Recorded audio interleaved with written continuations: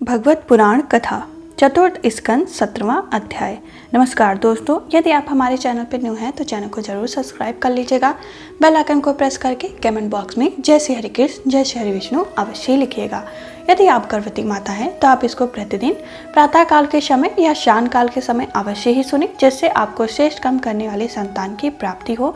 श्री हरि विष्णु की कृपा से जैसे संतान की आप कामना करते हैं वैसे संतान की आपको प्राप्ति हो, जिसका यश गान तीनों लोक में हो, जो श्रेष्ठ काम करने वाले हो।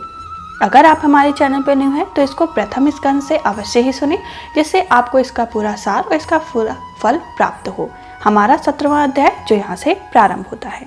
जय श्री हरि कृष्ण। महाराज पृथु का पृथ्वी पर कुपित होना और पृथ्वी के द्वारा उनकी स्तुति करना। श्री मैत्री जी कहते हैं, इस प्रकार जब वंदी जन ने महाराज पृथु के गुण और कर्मों का बखान करके उनकी प्रशंसा की, तब उन्होंने भी उनकी बड़ी बड़ाई करके तथा उन्हें मनचाही वस्तु देकर संतुष्ट किया। उन्होंने ब्रह्मा आदि चारों वर्णों, सेवकों, मंत्रियों, पुरोहित, पूर्ववासियों, देशवासियों, भिन्न भिन्न व्यवसायों तथा अनन्य अज्ञान या ज्ञानवर्तियों के भी सत्कार किए। विदुर जी ने पूछा, ब्राह्मण पृथ्वी तो अनेक रूप धारण कर सकती है, उसने गौ का रूप ही क्यों धारण किया?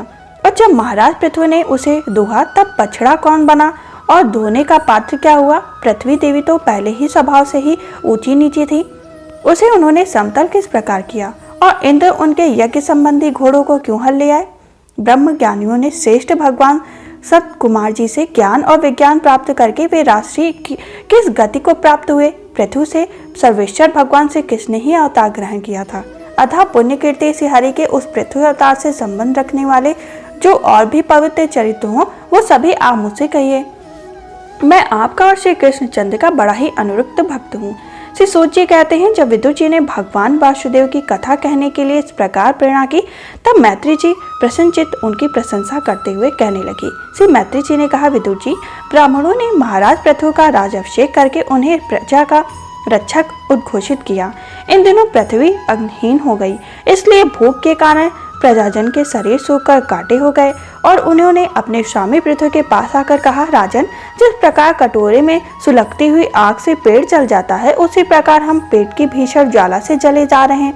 आप शरणागतों की रक्षा करने वाले और हमारे अन्नदाता प्रभु बनाए गए हैं, इसलिए हम आपकी शरण में आए हैं। आप समस्त लोगों की रक्षा करने वाले हैं, आप ही हमारे जीवकों के भी स्वामी हैं। अतः राजेश्वर, आप हम क्षुधा पीड़ितों की शीघ्र ही अन्न देने का प्रबंध कीजिए। ऐसा ना हो कि अन्न मिलने से पहले ही हमारा अंत हो जाए। श्री मैत्री जी कहते हैं, कुरवर प्रजा का करुनंदन सुनकर महाराज पृथु बहुत देर तक विचार करते रहे।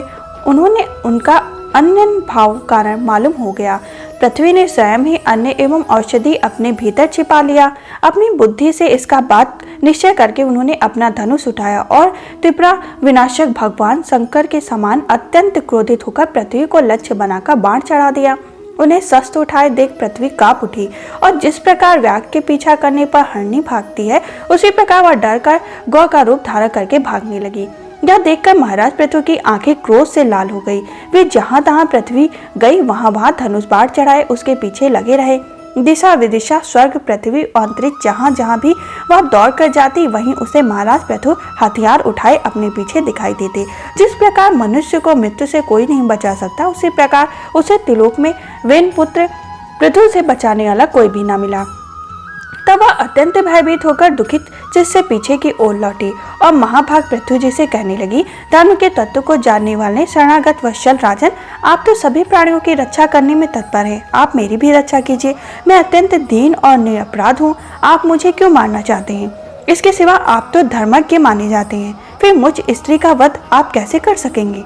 स्त्रियां कोई अपराध करें तो साधारण जीव भी उन पर हाथ नहीं उठाते, फिर आप जैसे करुणामय और दीन वत्सल तो ऐसा कर ही नहीं सकते। मैं तो एक सुदृढ़ नौका के समान हूँ, सारा जगत मेरे ही आधार पर स्थित है, मुझे तोड़कर आप अपने को और अपने प्रजा को जल के ऊपर कैसे रखेंगे? महाराज पृथु ने कहा, पृथ्वी तो मेरी आज्ञा का उल्लंघन करने वाली है। तो यज्ञ में दृढ़ता रूप से भाग तो लेती है, किंतु उसके बदले में हमें अन्न नहीं देती, इसलिए आज मैं तुझे मार डालूंगा। तू जो प्रतिदिन हरी हरी घास खा जाती है और अपने थन का दूध भी नहीं देती, ऐसी दुष्टता करने पर तुझे दंड देना अनुचित नहीं कहा जा सकता। तू ना समझ है, तूने पूर्वकाल में ब्रह्मा जी के उत्पन्न किए हुए अन्न आदि के बीजों को अपने में लीन कर लिया है और अब मेरी भी परवाह न करके उन्हें अपने गर्भ से निकालती नहीं। अब मैं अपने वाणों से तुझे छिन्न भिन्न कर तेरे भेद से इन क्षुधातुर और दीन प्रजा को करुण क्रंदन शांत करूंगा।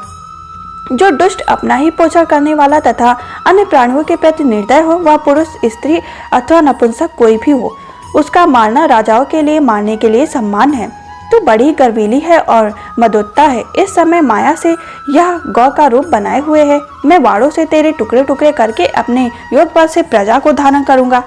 इस समय महाराज पृथु काल की भांति क्रोधमयी मूर्ति धारण किए हुए थे। उनके ये शब्द सुनकर धरती कांपने लगी और उसने अत्यंत विनीत भाव से हाथ जोड़कर कहा।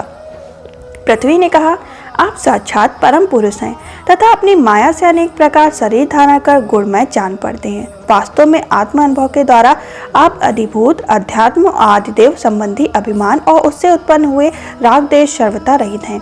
मैं आपको बार बार नमस्कार करती हूँ। आप संपूर्ण जगत के विधाता हैं। आपने ही यह त्रिगुणात्मक सृष्टि रची है और मुझे समस्त जीवों का आश्रय बनाया है। आप सर्वथा स्वतंत्र हैं प्रभु। जब आप ही अन्य अस्त्र शस्त्र लेकर मुझे मारने को तैयार हो गए, तब मैं और किसकी शरण में जाऊं? कल्प के आरंभ में आपने अपने आश्रित रहने वाले अनिर्वाचित माया से ही इस चराचर जगत की रचना की थी और उस माया के द्वारा ही आप इसका पालन करने के लिए तैयार हुए। आप धर्म पर आए हैं, फिर भी मुझे गौ रूप धारणी को किस प्रकार मारना चाहते हैं? आप एक होकर भी मायावश अनेक रूप जान पड़ते हैं तथा आपने स्वयं ब्रह्मा को रचकर उनसे विश्व की रचना कराई। आप साक्षात सर्वेश्वर हैं। आपकी लीलाओं को अजिंत्र लोग कैसे जान सकते हैं? उनकी बुद्धि तो आपकी दुर्जय माया से विक्षिप्त हो रही है। आप ही पंचभूत इंद्र, अनेक अधिष्ठान देवता, बुद्धि और अंगार रूप अपनी शक्तियों के द्वारा क्रमशः जगत की उत्पत्ति, स्थिति, संहार करते हैं। भिन्न भिन्न कार्यों के लिए समय समय पर आपकी शक्तियों का अपरिभाव तिरोभाव हुआ करता है। आप साक्षात परम पुरुष और जगत विधाता हैं। आपको मेरा नमस्कार है। अजन्म प्रभु, आप ही अपने रचे हुए भूत, इंद्र और अंतःकरण जगत की स्थिति के लिए आदि वाराह होकर मुझे रसाल तल जल के बाहर लाए। इस प्रकार एक बार तो मेरा उद्धार करके आपने धराधर नाम पाया था। आज वहीं आप वीर मूर्ति से जल के ऊपर नौका के समान स्थित मेरे ही आश्रय रहने वाले प्रजा की रक्षा करने के अभिप्राय से पहने पहने बाढ़ चढ़ाकर दूध न देने के अपराध से मुझे मारना चाहते हैं। इस त्रिगुणात्मक सृष्टि की रचना करने वाले आपकी माया से मेरे जैसे साधारण जीवों के चित्त मोहग्रस्त हो रहे हैं। मुझ जैसे लोग तो आपके भक्तियों की लीलाओं का भी आशय नहीं समझ सकते। फिर आपकी किसी क्रिया का उद्देश्य न समझे तो इससे आशय ही क्या है? अतः जो इंद्रियां संयमित द्वारा विचार यज्ञ का विस्तार करती हैं, ऐसे आपके भक्तों को भी नमस्कार करती हूँ। इस प्रकार हमारा 17वां अध्याय संपन्न हुआ, जिसमें पृथ्वी जी का निवेदन किया कि उनको वो ना मारे और उनके बारे में वो जाने कि आखिर उन्होंने ऐसा क्यों किया जिससे उनका अपराध क्षमा करने योग्य हो। हमारा 18वां अध्याय, जिसमें पृथ्वी का दोहन होगा, उसकी कथा का प्रारंभ होगा। यदि आप हमारे चैनल पर न्यू हैं तो इसको ज़रूर सुनें और इसको अगर आप प्रथम स्कंद से सुनते हैं तो आपको इसका श्रेष्ठ फल और इसका श्रेष्ठ सार भी समझ में आएगा, जिससे श्री हरि विष्णु की विशेष कृपा आपके ऊपर बनेगी। यदि आप गर्भवती माता हैं तो आप इसको प्रतिदिन अवश्य ही सुनें, जिससे आपको शेष कम करने वाली संतान की प्राप्ति हो। हम फिर मिलेंगे 18वें अध्याय के साथ। तब तक के लिए जय श्री हरि कृष्ण, जय श्री हरि विष्णु।